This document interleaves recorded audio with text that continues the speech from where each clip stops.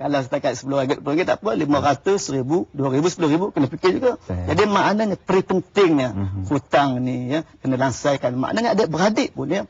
Kalau adik-beradik ni tahu saudara mara dia ataupun bapa dia ke apa siapa lah keluarga dia meninggal dunia, dia tahu ada hutang, dia kena langsaikan dulu. Kena bereskan dulu hutang ini kan. Supaya jelas. Kadang-kadang buat kunduri Ustaz. Buat kunduri tapi hutang tak bayar. Buat kunduri besar jemput orang semua kan. Hutang tak bayar. Maknanya kita sebagai waris ditaklifkan. Dipertanggungjawabkan untuk membayar kembali hutang-hutang yang ada, iaitu adik-beradik kita ke saudara kita, supaya insya-Allah kita agar ruh mereka terlepas daripada siksa di alam akhirat nanti Ustaz ya. Maka maknanya ini betapa pentingnya dari sudut agama. InsyaAllah. Jadi kita masih lagi terus bersama-sama untuk bincangkan mengenai tajuk kita hari ini, hutang, sama ada ia nikmat ataupun mudarat, dan bersama kita iaitu Ustaz Ismail bin Syari.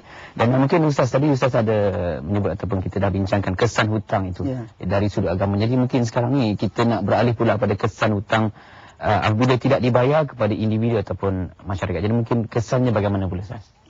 Baik, itu tadi kita bincang tentang sudut agama ini. Dari segi masyarakat atas dunia lah, atas dunia ni. Atas dunia ni suatu perkara yang penting kehidupan kita. Hablum minan nas, hubungan sesama manusia. Jadi antaranya apabila kita berhutang Ustaz ya, orang tak akan percaya pada kita lah. Tak percaya. Kita boleh lah kita hutang dengan orang kan. Tapi bila kita tak bayar dengan orang, orang tak akan hutang walaupun sikit. Hutang RM50 pun tak bayar, RM50. RM5 pun tak bayar, orang akan nilai. RM5 bunyi sikit, tapi waktu tak ada duit Ustaz, RM5 penting, berharga, ada nilai. RM5 pun kalau kita, orang berhutang kita ataupun kita berhutang dengan orang, kita tak bayar, orang akan kata di mana? Dia tu memang kaki hutang punya, kan? Kalau berhutang, dia berhutang, jangan bagi. Tentu tak bayar punya. Anda tahu dah, anda level dah. Muka berhutang, orang level dah, muka tak bayar hutang.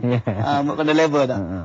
Dan lain kita lihat juga, hilanglah hubungan antara rakan taulan, adik-beradik. Ada juga adik-beradik berhutang. Bagus tak apa, alhamdulillah kita ada ukhuwah antara adik-beradik kan, kita bagi hutang. Tapi kadang-kadang ada adik-beradik pun tak bayar. Jangan dengar Ustaz. Tak kisahlah, abang aku tak bayar pun tak apa. Tak kisah adik aku tak bayar, jangan. Walaupun adik-beradik kita kena beritahu, kalau kita ada duit beritahu, abang kita ada duit, nanti kita akan beritahu benda bayar kemudian, tangguhkan dulu. Kita beritahu. Sebab ini juga adik-beradik lagi tak hubungan dengan kita.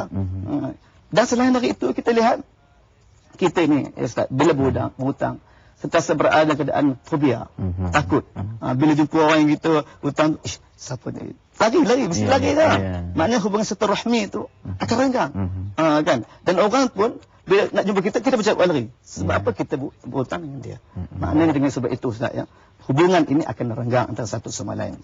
Selain dari itu kita lihat juga dibenci oleh masyarakat. Masyarakat akan benci kita.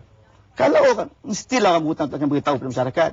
Kalau di kampung-kampung Ustaz kan, duduk kedai kopi. Sekejap je sampai ya. Sekejap kita duduk kedai kopi, saya mas bang, kamu tahu. Dia tu hutang aku tak bayar. Berapa? RM500, banyaknya. Aku bukan banyak duit, kau je kampung aja. Dia cerita. Semua orang kampung tahu. Dan mana masyarakat akan label dia. Dia benci oleh masyarakat. Dan apakah lagi yang menjadikan, yang Ustaz kata mula-mula tadi, berlakunya pembunuhan, berlakunya pergaduhan, berhutang dengan alung umpamanya.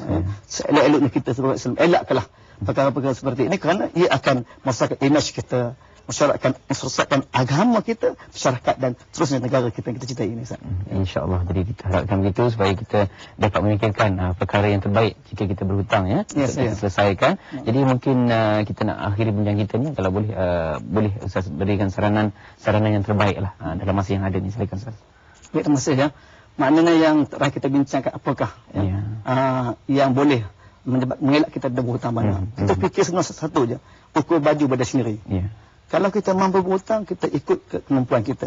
Gaji ada RM3,000, nak hutang RM10,000. Gaji RM3,000, nak hutang RM300,000. Mana mampu kita? Ikut kemampuan, ukur baju di badan sendiri. Dan kita nak bergaya je. Kita memang hati kita Ustaz, memang nak bergaya. Macam cerita dia lah, poligami tadi. Kalau ikut hati nak kahwin 2, 3, 4, nak kahwin saja kita ni Ustaz. Jangan perempuan marah lah cerita ni. Tapi kemampuan kita, tengok kemampuan kita. Kita nak rumah cantik, nak rumah lawa, nak kereta besar, kan? Ya memang kita nak beli, tapi ikutlah baju diri kita sendiri. Kata orang Perak, apa tu, biar papa asal beraya. Faham tu? Ustaz orang Kuala Lumpur ya. Biar papa asal beraya.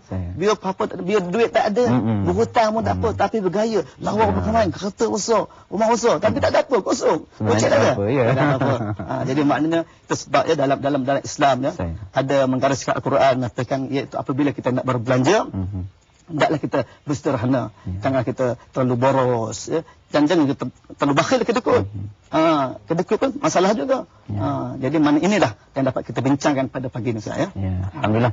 Jadi alhamdulillah cukup banyak dapat kita kongsikan sebentar tadi dalam tajuk kita hutang nikmat atau mudarat bersama dengan Ustaz Ismail bin Syari, merupakan jurulatih utama dakwah Jabatan Pelajaran Perak dan juga bertugas di Sekolah Menengah Kebangsaan Layang Kiri Parit. Jadi terima kasih banyak Ustaz. Sama-sama. InsyaAllah kita bertemu lagi. InsyaAllah.